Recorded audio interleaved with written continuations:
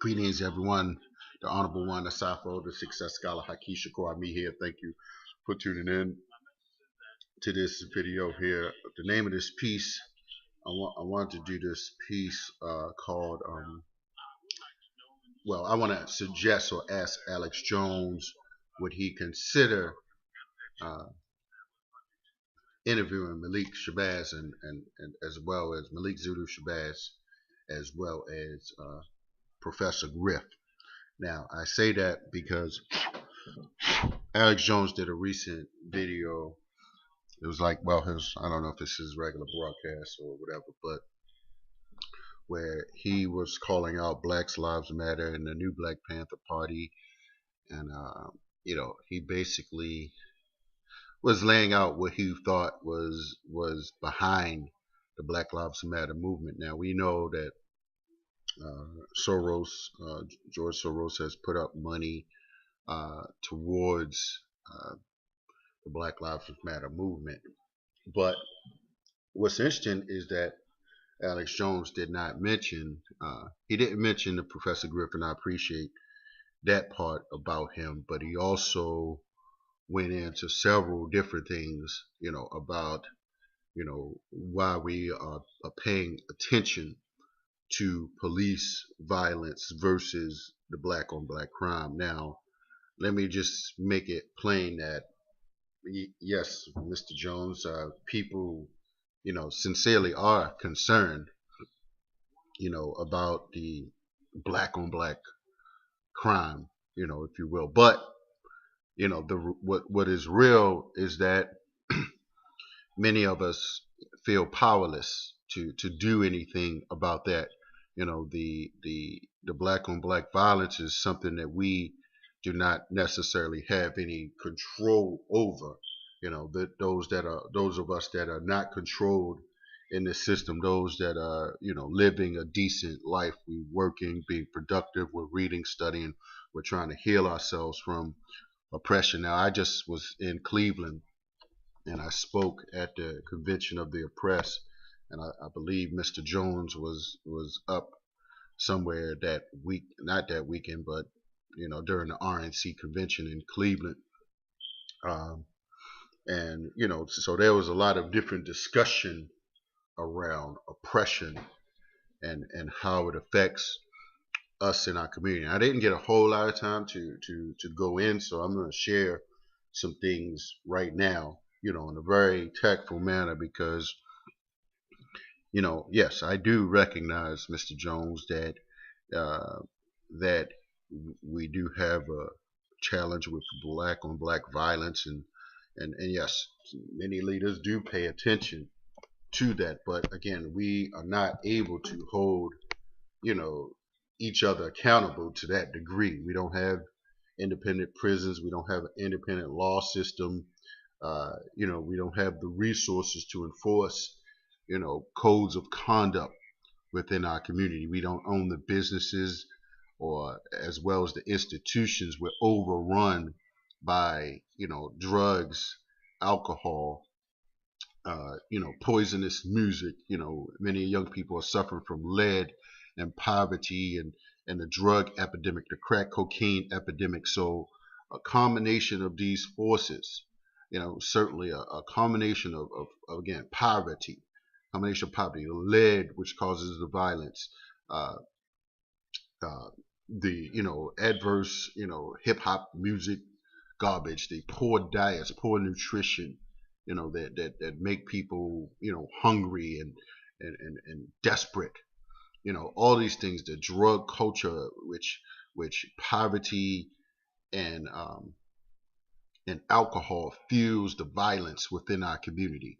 In Baltimore, for instance, many of the violence happens within a 100 feet, 50 feet radius of a liquor store.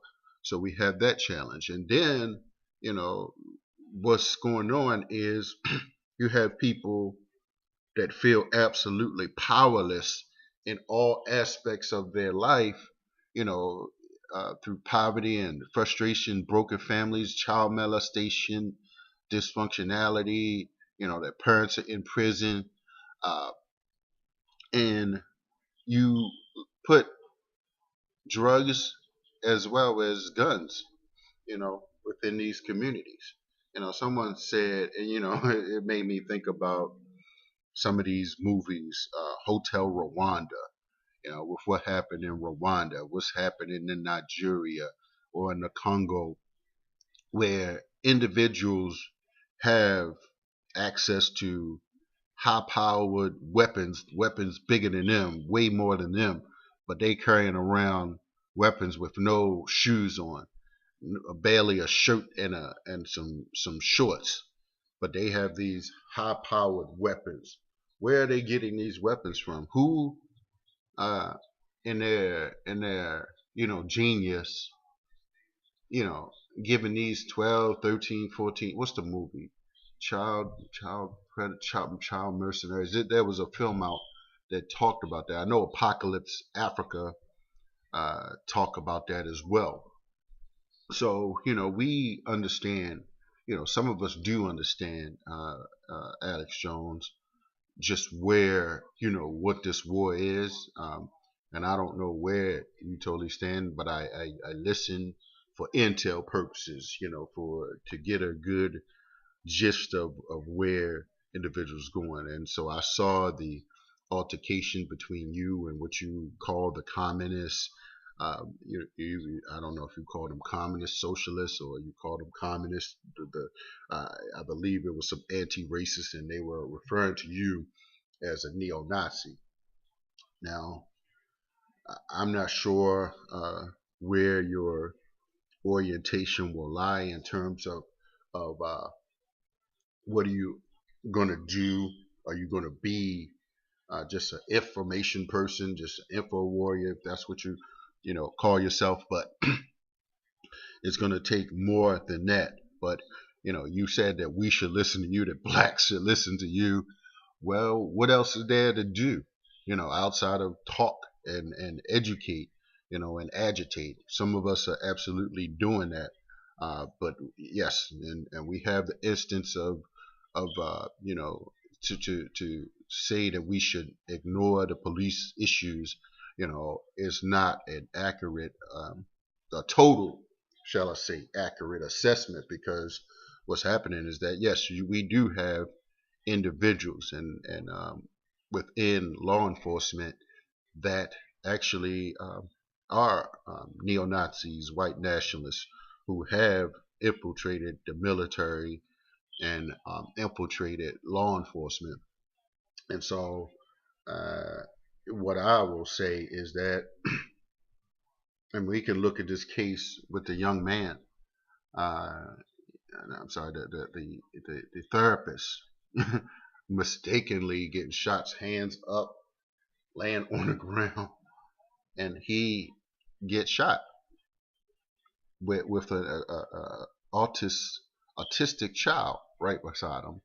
The child was having an episode, and so you have law enforcement officers that can't. And maybe it's my training, my experience that I actually have, but um, I could come on the scene or something and see a child or not a child, but someone that looks obviously off, and the man yells out like, "There's no need for guns. The child is autistic," and he gets shot. Now the gentleman said he was aiming for the other one, you know. But what happened to uh, stop or I'll shoot, or both hands in the air or I'll shoot? And this wasn't a scene, a chaotic scene. This wasn't a nighttime scene. This wasn't a scene with a lot of people, a lot of protesters, or a big street where traffic was coming, and they had all kind of influences.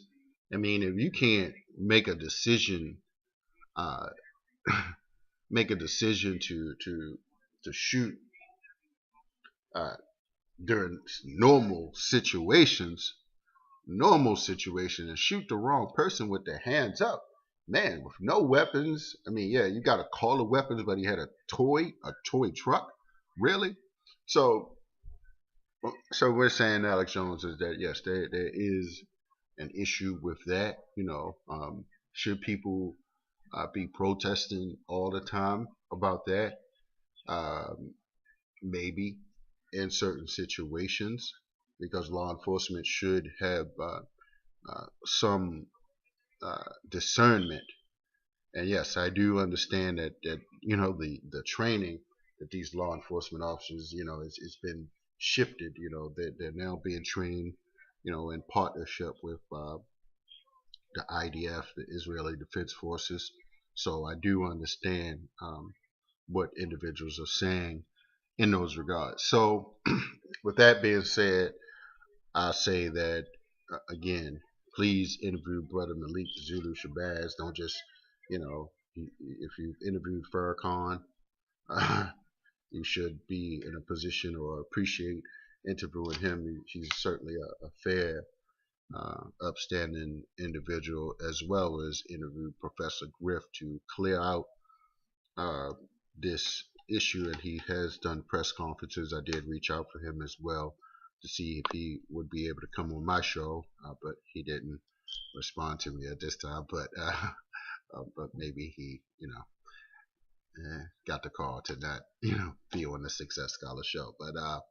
But yeah. So I say again, I listened to Mr. Jones, Alex Jones, to gather, unique intel and what's going on, and I cross reference it with, I even look at the white neo Nazis, the nationalists, and I look at the whole Republican Party and the leftist groups, so we have to get a good understanding of where different people are in this country, and where a chaotic scene, um, for instance, or a destabilization process may be taking place, and so what the options may be in this world. And so, without a good network of thinkers and business leaders and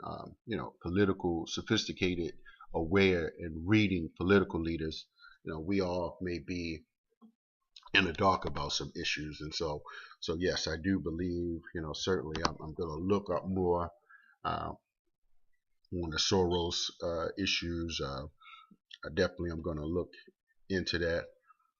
But again, trust that, there are individuals who are, looking at, I've studied the work of Dr. Amos Wilson, Black on Black Violence in Support of Racism, White Supremacy. And now, there's another book out, that when I saw it, it pained me so much. Well, actually two books, but, it pained me so much. The 40-ounce Scandal, by Coach Powell. He used to do some trips. I want to look back into him, but, where he theorized that, the whole alcohol poisoning is, it's not strictly economic, but it's particularly based upon killing us and poisoning us, and make black males, I say, poisoning and making them dysfunctional and insane in their brain. So we gotta recreate a holistic culture, a healthy holistic culture, while you know stepping to and dismantling this culture of poor health, poor uh, these videos that's teaching us drugs, alcohol, sex, and violence. Um, you know, a healthy, holistic lifestyle. Again, today is Friday, and we are planning to, one of the convention of the oppressed positions was to boycott McDonald's forever. Yes, and definitely buy black on Fridays. So that's the movement that some of the economic platforms that we passed.